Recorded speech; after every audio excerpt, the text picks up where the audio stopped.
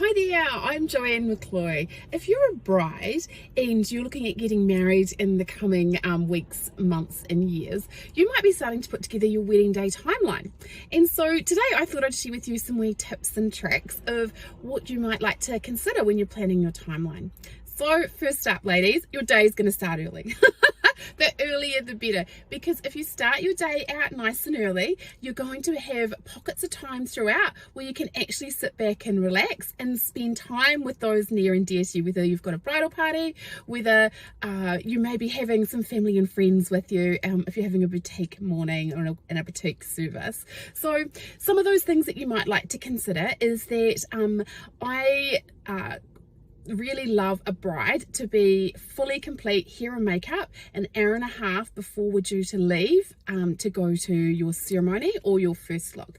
The reason for that is there's so many beautiful moments in that I'd love to capture for you. So we've got things like your you fully made up with your hair and makeup, because that's when you're looking your best, girls. And then we can get some shots with your beautiful dress hanging up. We can get some shots with your girls sitting on the couches. You might share a glass of bubbles. You might open a bottle of bubbles outside.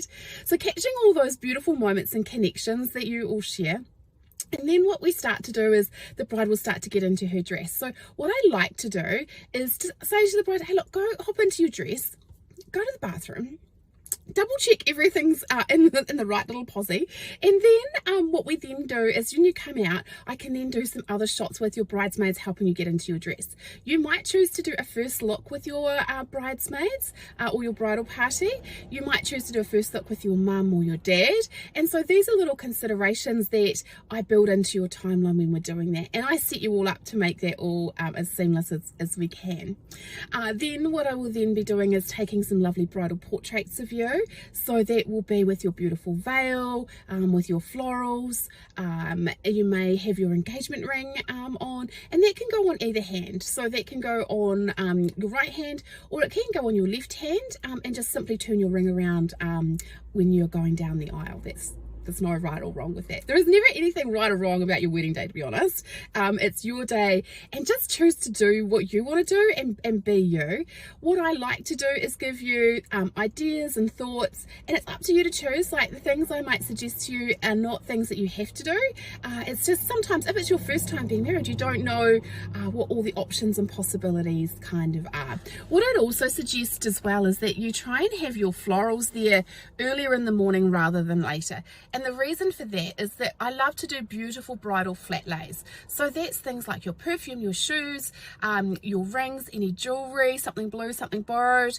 And if your florals aren't arriving till 30 minutes or half an hour before we are due to leave, I don't have those florals to take those beautiful photos with. So if your florist says to you, hey, what time would you like those florals delivered to you? Get them delivered 2 or 3 hours before you're due to leave. They're in water anyway, and they'll sit on the bench and be beautiful, but I've got those to take photographs of. If that's not necessarily an option, what's really helpful for me is if your florist is able to give to you even the day before some florals that are going to go into your bouquet. So that might be, you know, a couple of sprigs of greenery, 4 or 5 flowers, and then I've got those to choose from in the morning when I'm putting, you know, some lovely ring shots and things like that